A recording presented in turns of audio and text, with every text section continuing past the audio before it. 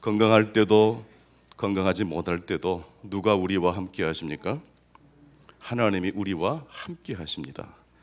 그러니까 건강하냐 또 성공했느냐라는 기준은 세상적 기준입니다. 하나님의 말씀의 복음의 기준은 하나님이 나와 함께 하시느냐입니다. 그래서 마태복음에 가장 많이 등장하는 단어가 임마누엘, 하나님께서 우리와 함께 하신다는 이 주제가 마태복음의 주제고 성서 전체의 주제이기도 합니다. 오늘은 쉼이라는 주제 5번째 시간입니다. 트라우마와 기독교라는 제목으로 말씀을 증언하겠습니다. 어린아이가 걷기까지는 2만 번 정도 넘어진다는 이야기가 있습니다. 좀 더 풀어서 말씀드리자면 어린아이는 넘어지고 또 일어나고를 반복하면서 무엇을 그 몸에 축적할까요? 바로 그것이 회복 탄력성입니다.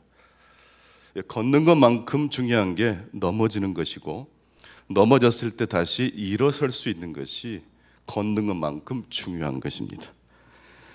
성경 잠언 24장 16절을 보니까 의인은 7번 넘어질지라도 어떻게 됩니까? 다시 일어납니다. 하지만 반대로 악인은 그 재앙으로 말미암아 회복하지 못하고 그대로 꼬꾸라진다고 말씀하고 있습니다.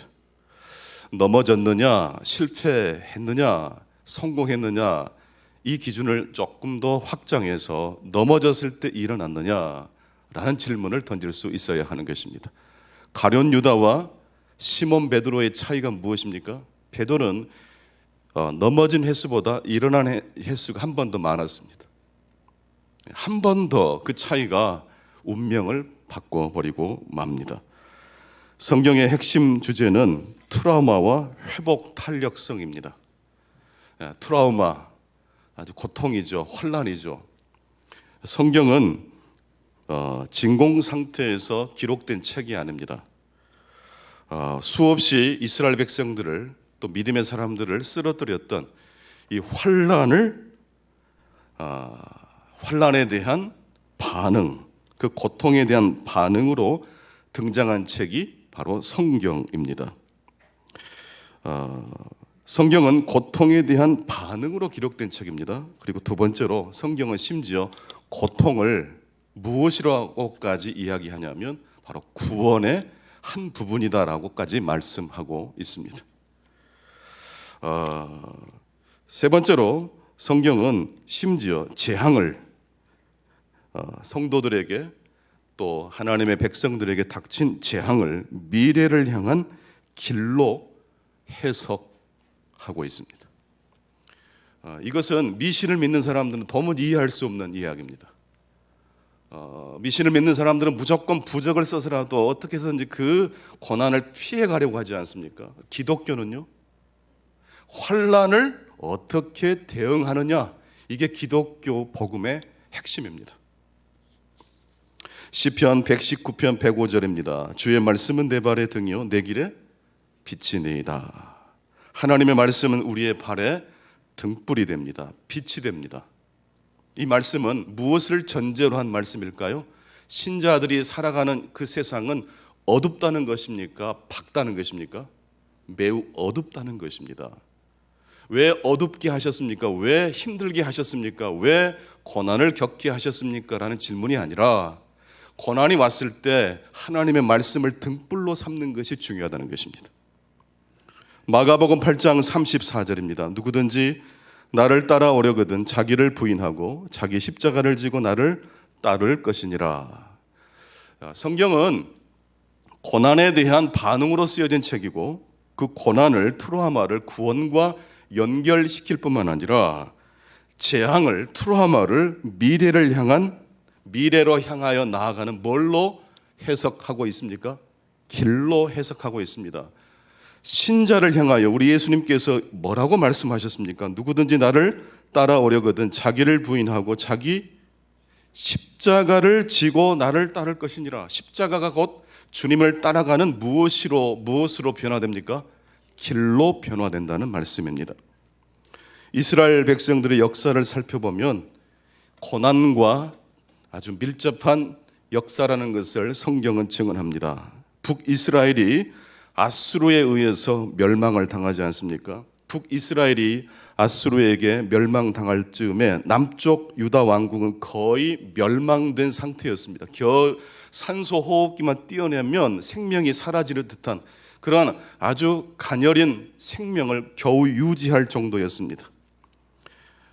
뿐만 아니라 이 아수르를 정복하고 바벨론이 세상을 정복할 때쯤에는 예루살렘, 남유다 예루살렘은 완벽하게 파괴가 되고 남아있는 이스라엘 백성들은 바벨론 지역으로 포로로 끌려가게 됩니다. 나라가 사라져 버렸습니다. 엄청난 트라우마죠. 그 후에 이 바벨론 제국 역시 페르시아 제국에 무너지고, 페르시아 제국은 바벨론 제국과 달리 유다 포로민들에게 예루살렘으로 조금씩 돌아갈 수 있도록 허락을 해 주었습니다. 그러나 다윗 왕국이 회복된 것은 아니었습니다.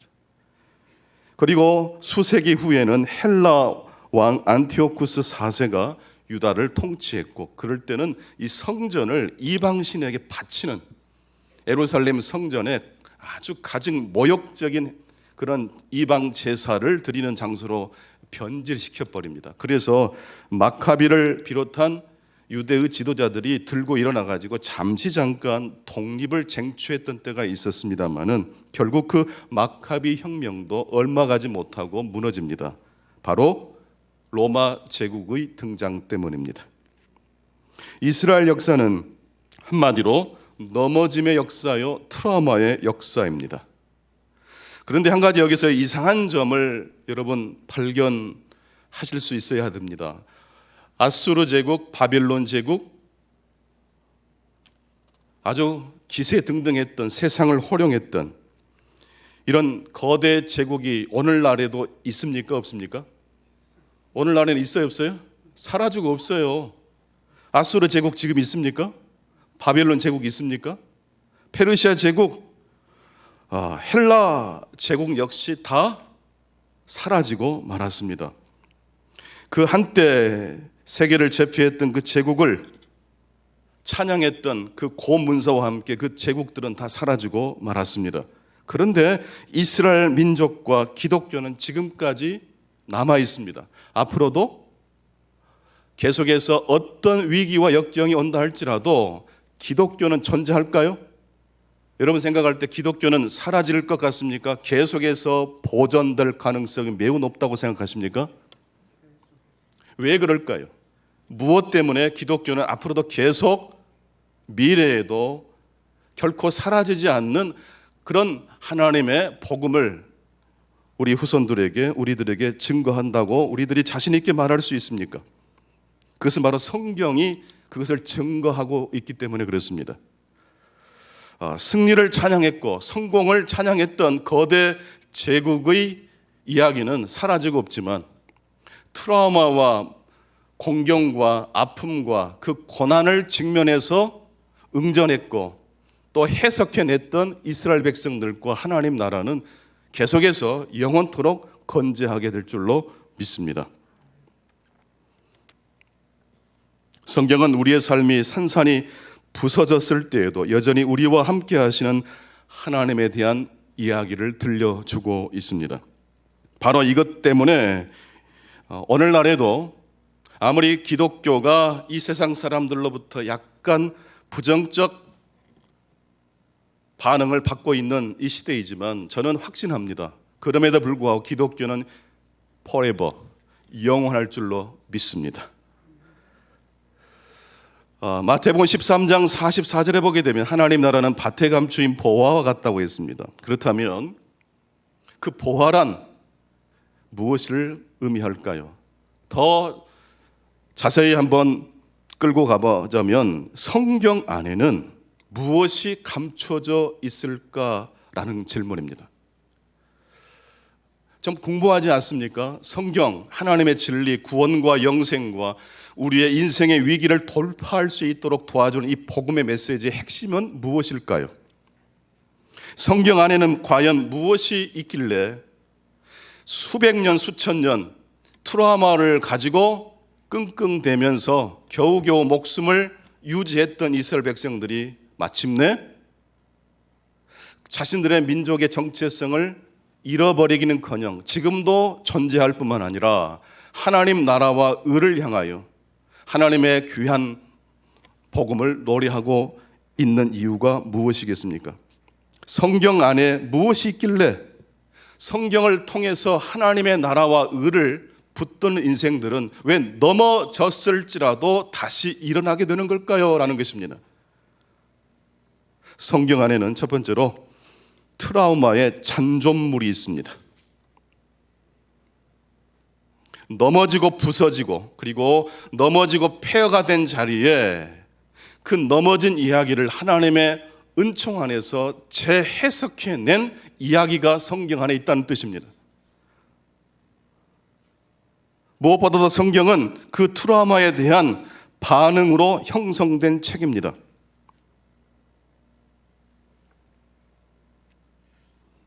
오늘 구약의 본문의 노아를 한번 살펴보겠습니다.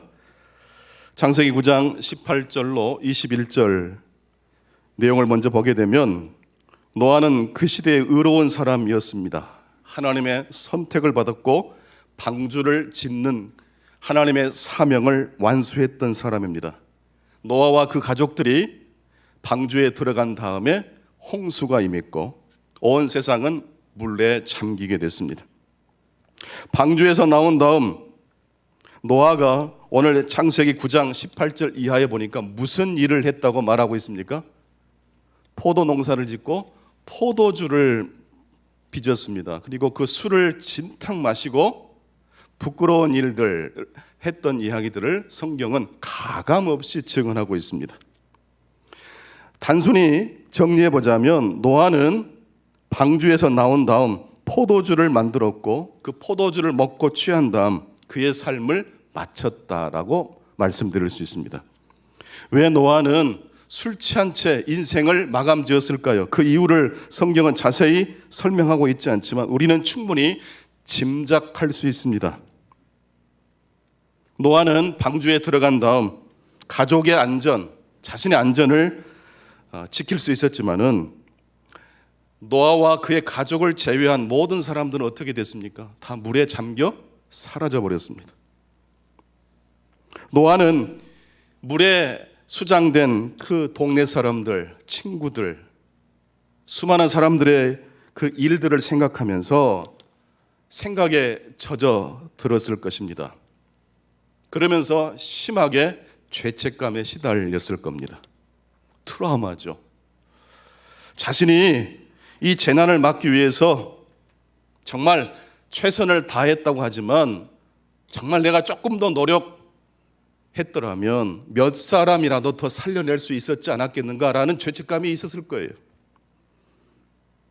그런 죄책감, 비통함에 압도당했을, 그래서 날이면 날마다 무엇을 마셔야지만 잠을 이룰 수 있었습니까? 술을 마셔야지만 잠을 이룰 수 있었던 노아를 상상해 볼 수 있습니다.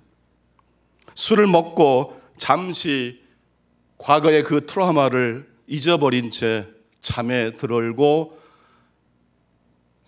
널브러져 있는 노아의 모습입니다. 그리고 노아와 함께 큰 트라우마에 직면했던 또 한 사람의 이야기가 구약 성경에 나옵니다. 바로 롯의 아내입니다. 창세기 19장 24절로 26절 말씀을 읽겠습니다.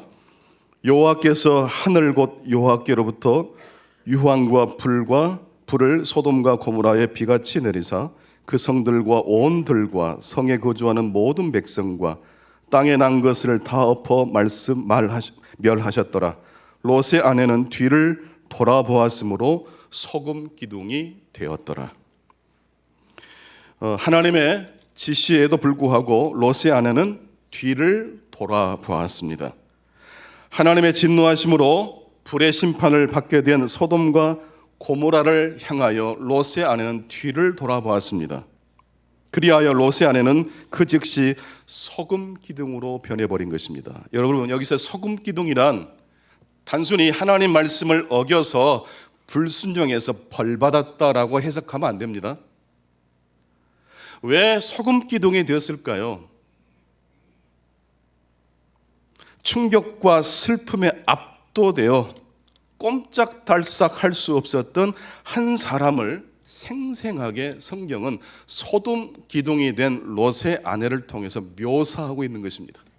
트라우마가 우리의 삶을 소금 기둥처럼 황폐하게 만들어 버릴 수 있다는 이야기입니다. 그만큼 트라우마의 상처가 인간의 삶을 망가뜨릴 수 있을 정도로 아주 힘이 셉니다.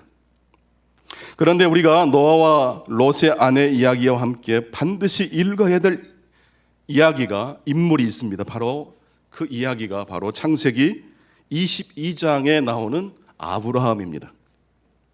아브라함의 나이 137세 때 두 가지 큰 트라우마를 겪습니다. 하나는 창세기 22장 2절에 하나님께서 아브라함에게 독자 이삭을 내게 바치라고 말씀하신 대목이 나옵니다. 이것을 너무 미화해서 하나님 말씀에 무조건 순종한 아브라함으로만 해석하지 마시고 거절할 수 없는 절대자의 명령 앞에 아무 목소리도 내지 못하고 순종하고 있는 아브라함의 모습, 이게 행복한 순종이라고 해석할 수 없죠. 절대자이신 하나님의 주권 앞에 무기력한 인생 살다 보면 그럴 때가 있지 않습니까? 내 뜻과는 무관하게 내 운명이 이상한 방향으로 끌려가는 듯한 느낌을 받을 때가 있습니까? 없습니까? 있어요. 아브라함이 바로 그런 경험을 한 거예요. 롯의 아내는 그런 큰 충격을 겪었을 때 소금 기둥이 돼버린 거예요. 너무 충격이 커서. 아브라함 역시 네 아들을 내게 바쳐라라는 하나님 말씀을 들었을 때 아마 소금 기둥이 되었을 거예요. 이삭은 물론이고 아버지 아브라함이 이런 트라우마를 어떻게 견디고 살아남았을까? 이런 질문을 던지면서 창세기 22장을 읽어야 됩니다. 그리고 그 사건 이후에 더 큰 슬픔이, 트라우마가 아브라함에게 찾아옵니다. 바로 사랑하는 아내 사라가 죽어버린 것입니다. 사라는 어떤 사람입니까? 아브라함이 본토 친척 아비집을 떠날 때부터 늘 함께 동행해 주었던 인생의 동반자입니다. 창세기 23장 1절로 2절 말씀 함께 같이 읽어보시겠습니다. 사라가 127세를 살았으니 이것은 곧 사라가 누린 햇수라. 사라가 가나안 땅 헤브론 곧 기럇 아르바에서 죽음에 아브라함이 들어가서 사라를 위하여 슬퍼하며 애통하더라. 슬퍼하며 애통하더라.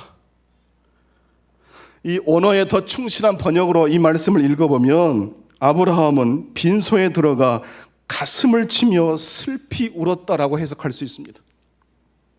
아브라함은 빈소에 들어가 가슴을 치며 슬피 울었다. 아들 문제 때문에 그렇게 큰 충격을 받았던 아브라함이 이제는 아내의 죽음으로 엄청난 충격에 직면해 버리게 된 것입니다. 이때 아브라함의 나이가 137세입니다. 이미 늙고 병든 아브라함입니다. 그런 늙은 아브라함에게 사별이라는 트라우마가 찾아왔습니다. 이때 아브라함은 가슴을 치며 통곡했을 뿐만 아니라 곧바로 일어나 자리를 툴툴 털고 일어납니다. 아브라함이 어떻게 트라우마를 극복했는지가 바로 그 이야기 속에 담겨 있습니다. 창세기 24장 1절 이하의 말씀을 보게 되면 아브라함은 두 가지 것을 목표로 해서 슬픔과 트라우마를 딛고 일어섭니다. 그것은 사랑하는 아내 사라가 이제 죽었습니다. 사라가 나에게 있는 곳으로 돌아올 수는 없죠. 내가 언젠가는 사라가 있는 곳으로 갈 수는 있어도 이미 죽음을 통해서 아내와 남편은 이별을 하게 된 것입니다. 이때 아브라함이 큰 상처를 딛고 일어납니다. 무엇을 하기 위해서입니까? 사랑하는 아내 사라를 묻을 매장지를 구입하기 위해서 일어납니다. 그리고 두 번째, 그 다음 성경을 계속 연이어서 읽어보면 왜 아브라함이 이런 큰 충격과 슬픔을 툴툴 털고 일어설 수 있었습니까? 두 번째는 하나님께서 하늘의 별과 같이 바다의 모래와 같이 풍성한 자손의 축복을 주겠다고 약속했지 않습니까? 첫 번째는 땅을 주시겠다고 하셨고, 두 번째는 자손을 번성케 하신다고 하셨습니다. 그런데 사라가 죽었을 당시 아브라함에게는 땅 한 평도 없었습니다. 아내를 묻을 묘지가 없었어요. 그래서 아브라함이 그 충격을 딛고 일어섭니다. 그래서 땅을 사요. 그리고 두 번째, 자손을 이어가려면 하나밖에 없는 이삭이 그때까지 노총각이에요. 배필이 없어요. 그래서 엘리에셀을 통해서 가나안 땅이 아닌 아브라함의 친족 중에 찾아가서 이삭의 아내감을 구해오라고 명령합니다. 여러분, 트라우마를 겪지 않고 살아가는 인생은 이 세상에 있습니까? 없습니까? 없습니다. 한 번, 두 번 횟수의 차이는 있을 수 있겠지만 모든 인생은 불현듯이 찾아오는 고난 앞에, 그리고 어느 정도 예측은 했으나 직면한 고난 앞에 무너질 수밖에 없는 인생들입니다. 이때 아브라함은 하나님의 음성을 듣고 행동했습니까? 먼저 행동한 모습을 우리들에게 보여주고 있습니까? 하나님이 이 트라우마를 겪고 있는 아브라함을 찾아오셔서, 아브라함아, 내가 너를 위로한다. 그래도 땅 사야 돼. 자손 이어가려면 며느리감 찾아야 돼. 하나님이 직접 말씀해 주셨습니까? 하나님의 음성이 들려오기까지 아브라함은 기다리지 않았습니다. 아브라함은 하나님이 행동하기를 기다리지 않았습니다. 이 말씀은 역으로 읽어보면 하나님이 침묵하실 때는 어떤 의미입니까? 우리가 행동하기를 하나님이 기다리신다는 의미이기도 합니다. 하나님이 저와 여러분을 향한 계획이 있다고 믿으시는 분들만 아멘 해보십시다. 자녀로 부르시고 하나님의 나라를 기업으로 우리에게 허락해 주신 하나님의 백성이 된 우리들은, 그래서 이 세상에 그냥 왔다 그저 가는 인생이 되어서는 안 됩니다. 고난이 오고 역경이 온다 할지라도 그 하나님의 약속의 말씀을 붙들고 하나님이 말씀해 주기까지 기다리지 마시고, 하나님이 침묵하시는 것처럼 여겨지는 그 순간에도 아브라함처럼 일어서 행동하시는 저와 여러분 되실 수 있기를 바랍니다. 그것이 바로 아브라함이 트라우마를, 자신에게 찾아오는 비통함을 극복했던 비결입니다. 그렇게 함으로써 아브라함은 우리들에게 하나의 길, 선례를 남겨준 것입니다. 아브라함 믿음의 조상이지만 그 면면을 살펴보면 얼마나 고생을 많이 했는지 모릅니다. 하나님 앞에 하나님께서 수없이 축복의 약속의 말씀을 아브라함에게 들려주셨지만 정작 아내가 죽었을 때 가나안 땅에는 아내를 누일 땅 한 평이 없었어요. 자손을 번성하게 해주시겠다고 약속해 주셨지만 며느리감이 없어요. 이때 우리는 한탄하고 노아처럼 술 마시고 인생을 절망 가운데 마감을 지를 수도 있어요. 하지만 오늘 아브라함은 우리들에게 어떤 모습을 보여주고 있습니까? 과거를 슬퍼하지 말라는 이야기가 아닙니다. 성도 여러분, 아픔과 상처를 안겨준 과거를 우리 역시 기억해야 됩니까? 그냥 망각해야 됩니까? 기억해야 합니다. 하지만 순서를 항상 기억하고 과거를 기억하더라도 어떻게 기억해내느냐가 중요합니다. 아브라함이 우리에게 보여주는 하나의 예는 무엇입니까? 우선 미래를 건설한 다음에 과거를 슬퍼하라는 것입니다. 같이 한번 따라서 해보시겠습니다. 미래를 건설한 다음에 과거를 슬퍼하자. 그냥 트라우마에 사로잡히면 노아처럼 술 마시고 인생 끝나요. 롯의 아내처럼 소금 기둥이 돼. 그 충격이 우리를 흡수해버려요. 엄청난 트라우마가 우리 인생에 찾아올 수 있어요. 그럴 때 우리는 어떻게 해야 됩니까? 아브라함이 보여준 그 길을 따라서 우리 역시 나아가실 수 있기를 간절히 축원합니다. 롯의 아내 그리고 노아는 뒤를 돌아보았고 그런 다음에 넋을 잃어버리고 말았습니다. 아브라함 역시 뒤를 돌아보았습니까? 돌아보지 않았습니까? 가슴을 치며 아내의 죽음 앞에 뭐 했어요? 아브라함도 통곡했어요. 하지만 그 통곡과 가슴을 치는 다음에 아브라함 어떻게 했어요? 일어났어요. 매장지를 구하러 일어났어요. 눈물을 훔치면서 일할 준비를 했어요. 그리고 자손 약속에 해주신 하나님의 약속의 말씀을 기억해내고 언약의 말씀을 기억해내면서 내가 지금 당장 해야 될 일을 챙기기 시작했다는 것입니다. 오늘 우리에게 주신 첫 번째 메시지입니다. 미래를 건설한 다음 과거를 슬퍼했던 아브라함처럼 우리는 비통하면서 일어날 수 있어야 됩니다. 과거를 망각하고 없는 것처럼 잊어버리자는 뜻 아닙니다. 우리에게 아픔을 안겨준 트라우마, 상처를 기억해야 됩니다. 하지만 항상 과거로 돌아가기 전에 우리에게는 무엇이 있습니까? 미래가 있습니다. 해야 될 일이 있습니다. 그 미래와 하나님의 약속을 붙들고 슬퍼하실 수 있기를 간절히 축원합니다.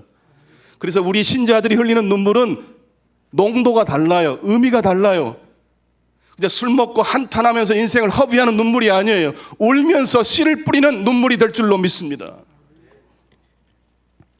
두 번째, 오늘 신약의 본문을 통해서 우리들이 상고해야 될 주제가 있습니다. 그것은 계시록이 증언하는 그리스도는 어떤 모습인가입니다.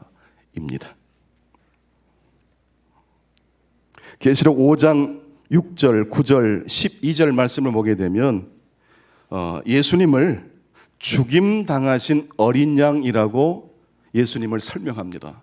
여러분, 이때 이 계시록에 등장하는 예수님은 이미 죽으셨다가 살아나신 분입니다. 즉 승리하신 예수 그리스도입니다. 그런데 계시록이 증언하는 예수 그리스도의 모습은 어떤 모습입니까? 아직도 죽임당하고 상처받은 흔적이 있습니까? 없습니까? 있어요. 죽임당하고 상처받은 흔적이 부활하신 예수님에게 계속 남아있다는 사실을 증언합니다. 이미 승리하신 분이시지만 예수님을 가리켜서 끝까지 이 계시록 저자는 죽임당하신 어린 양이라고 증언합니다. 승리하신 주님, 전능하신 하나님, 영광 중에 거하신 주님, 이런 표현을 써서 부활하신 주님을 설명할 수도 있을 것인데 이런 화려한 표현 대신에 예수님을 끝까지 죽임당하신 어린 양이라고 증언하는 이유가 있습니다. 여러분, 지금 당장 우리 주님이 이 시대에 우리를 찾아오신다면 우리가 구원을 받는 결정적 사건은 재림주 앞에 우리의 헌신일까요? 십자가에 달려 죽으시고 부활하신 주님을 우리가 믿음으로 연합한 그 믿음으로 구원을 받는 것일까요? 기독교 복음의 핵심은 재림보다는 초림 때 예수님이 이루신 그 일을 기독교의 핵심 복음이라고 성경은 증언합니다. 그래서 계시록 부활하셔서 하나님 보좌 우편에 앉아 계신 승리하신 그리스도를 가리켜서 여전히 계속해서 앞으로도 영원토록 죽임당하신 어린 양이라는 표현을 쓰고 있는 것입니다. 계시록에서 증언하는 그리스도는 어떤 모습입니까? 승리주의라는 로마 제국의 복음과는 정반대의 모습을 우리들에게 증언하고 있습니다. 그런데 계시록 6장 2절을 한번 찾아보시겠습니까? 계시록 6장 2절을 보게 되게 되면 이런 표현이 있습니다. 1절부터 2절 같이 한번 읽겠습니다. 내가 보매 어린 양이 7인중의 하나를 떼시는데 그때 내가 들으니 네 생물 중에 하나가 우리의 소리같이 말하되 오라 하기로 이에 내가 보니 흰 말이 있는데 그 탄 자가 활을 가졌고 면류관을 받고 나아가서 이기고 또 이기려고 하더라. 흰 말을 탄 자는 누구를 가리킬까요? 우리는 보통 흰색 그러면 순결, 또 충성 의미가 있기 때문에 곧바로 예수님을 가리킨다고 생각할 수 있습니다. 그런데 여러분, 지금 이 7인의 인 중에 하나를 누가 떼고 있죠? 어린 양이 떼고 있잖아요. 예수님이 떼고 있잖아요. 예수님이 이 7인 중에 하나를 떼었더니 하나의 비밀이, 계시적 내용이 등장하는데, 거기 딱 보니까 흰 말을 탄 자가 나와요. 면류관을 받고 이 사람은요, 나아가서 이기고, 그 다음에 또 무슨 말씀이 나오죠? 또 이겨요. 지는 법이 없어요. 실패가 없어요. 트라우마가 없어요. 여러분, 예수님, 승리하신 예수님을 계시록 기자는 어떻게 증언하고 있다고요? 일찍 죽임을 당하신 어린 양. 계시록에서 예수님을 가리키는 표현이 뭐라고요? 일찍 죽임을 당하신 어린 양. 그렇다면 오늘 이 계시록 6장 2절에 등장하는 흰 말을 타고 이기고 또 이기려고 하더라, 지는 법이 없이 늘 승리만 고집하는 이 존재는 누구를 가리킬까요? 악한 자를 가리키는 것입니다. 메시아를 가리키는 게 아니에요.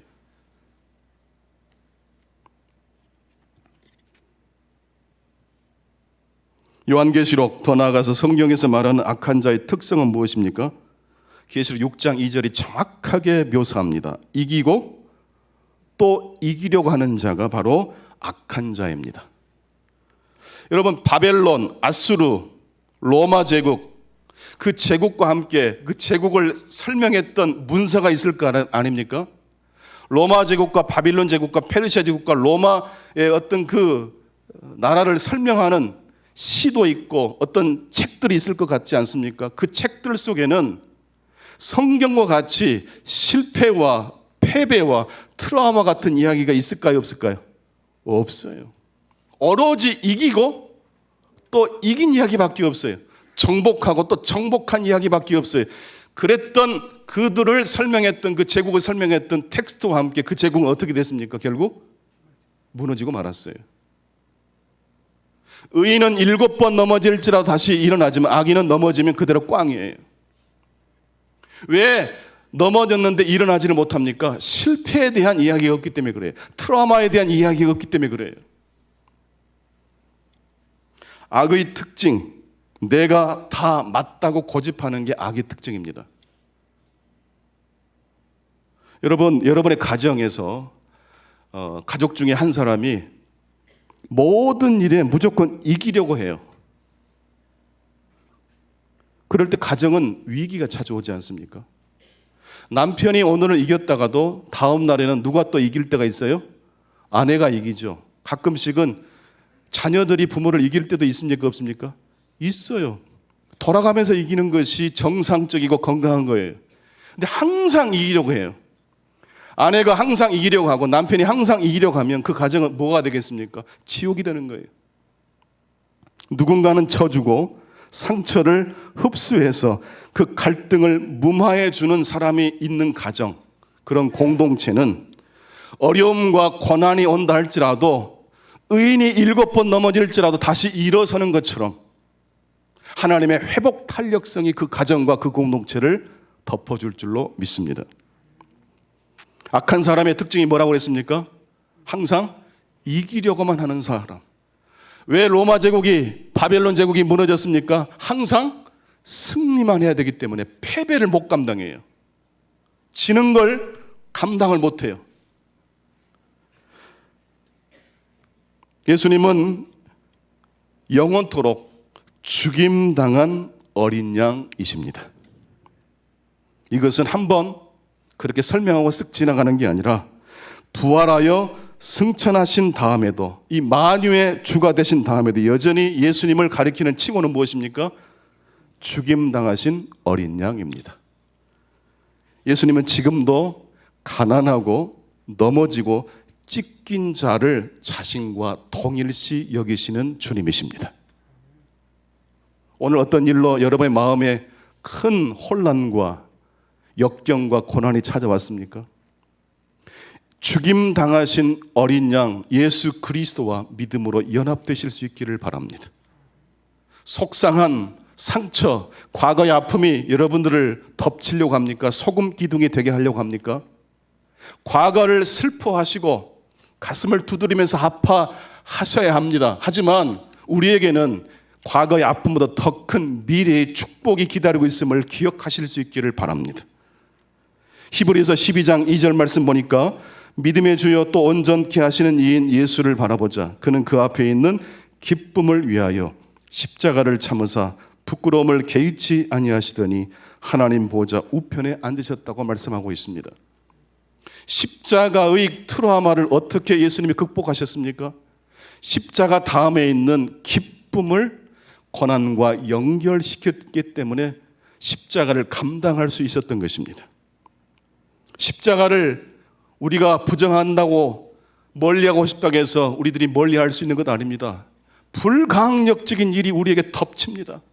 아브라함에게 찾아왔던 그 고난 역경처럼 우리에게도 그런 고난 역경이 덮칩니다. 그럴 때 우리는 어떻게 해야 됩니까? 먼저 미래를 생각한 다음에 과거를 슬퍼하실 수 있기를 바랍니다. 우리의 고난과 상처가 미래를 향하여 나아가는 하나님의 에너지가 되실 수 있기를 축원합니다. 그래서 고난당한 사람들은요, 역경을 당한 사람들은요, 뭐가 있어요? 지혜가 있어요. 만약 성경을 사람으로 비유한다면 어떤 사람의 이미지와 같은 모습을 이 성경이 하고 있을 것 같습니까? 상처도 없이 매끈한 피부에 잘생긴 얼굴을 하고 있겠습니까? 산전수전 공중전을 겪은 그런 주름과 상처투성의 얼굴을 하고 있을 것 같습니까? 바로 그겁니다. 가수 아이유에게 힘들고 어려울 때 어떻게 이겨내십니까? 기자가 물었더니 그렇게 대답했다고 하잖아요. 가끔씩 져요. 늘 만든 노래가 히트할 수 없거든요. 늘 인기가 자신을 높여줄 수 없다는 걸 알거든요.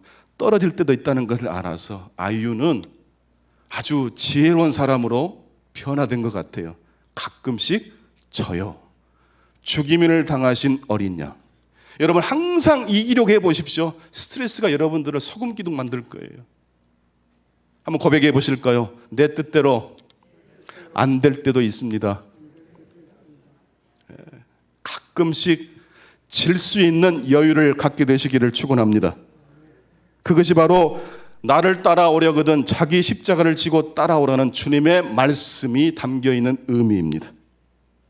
요즘 윤여정 씨가 그 TV에 자주 나오시더라고요. 파친코라는 드라마에도 나오시고 작년에는 그 미나리 영화로 또 세계적인 각광을 받으셨죠. 최근에 제가 윤여정 씨가 아카데미 여우 조연상을 받게 된 이 미나리라는 영화를 어떻게 참여하게 되시는지를 알았어요. 사진을 보면 20년 전 인연 때문에 이 미나리라는 영화에 윤여정 씨가 참여를 하시게 되셨대요. 20년 전 이 사진에 보면 이인하 씨라고 한 여성이 있어요. 이분인데요.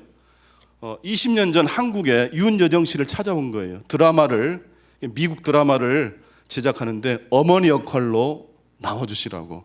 그래서 우리나라에서 이제 어느 정도 찍고 뭐 그런 이야기를 설명하려고 한국을 방문했는데 그 사진이에요. 근데 그 미국 드라마 제작자가 그냥 어떻게 날라버린 거예요. 한국에 도착했는데 제작자는 날라버렸어요. 붕 떠버린 거죠. 이 젊은 정말로 똑똑한 지금 현재 광고 PD로 활약을 하고 있는데 독일어, 영어, 한국말에 능통한 사람이에요. 윤여정 씨가 아카데미상 시상을 할 때 그림자처럼 동행해 준 사람이에요. 20년 전에 그렇게 낭패를 겪었을 때 윤여정 씨가 이인하 씨에게 그렇게 말을 했더랍니다.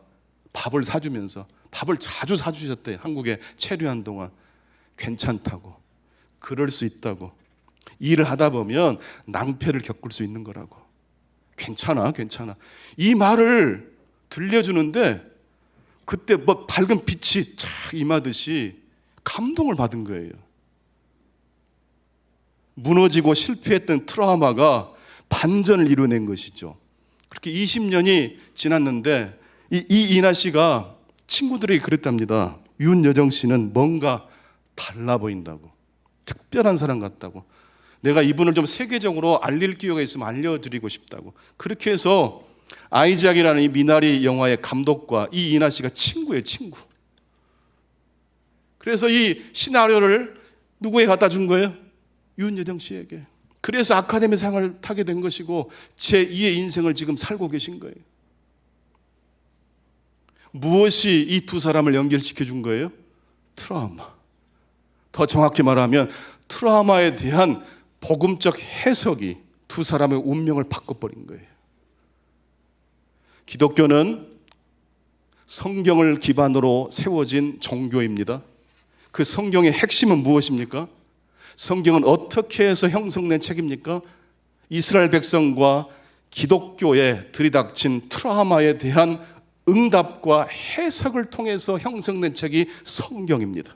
신자의 신앙의 형성은 어떻게 형성됩니까? 고난과 역경에 대한 우리의 믿음의 반응, 그 믿음의 반응이 우리의 삶을 지옥이 아닌 하나님의 나라를 향하도록 역사할 줄로 믿습니다. 오늘도 하나님의 축복과 위로하심이 함께 하시기를 간절히 축원합니다. 아버지 하나님 감사합니다. 외롭고 힘든 나그네 인생 여정입니다. 계획한 대로 일들이 잘 진행될 때도 있지만 느닷없이 불강력적인 일이 우리 인생을 덮칠 때가 있습니다.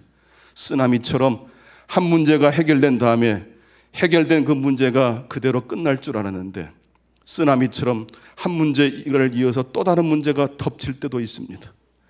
욥이 그랬고 모세가 그랬고 아브라함이 그랬던 것처럼 우리가 우리의 상처를 돌아보되 미래의 희망을 가지고 우리의 과거를 돌아볼 수 있도록 도와주시옵소서.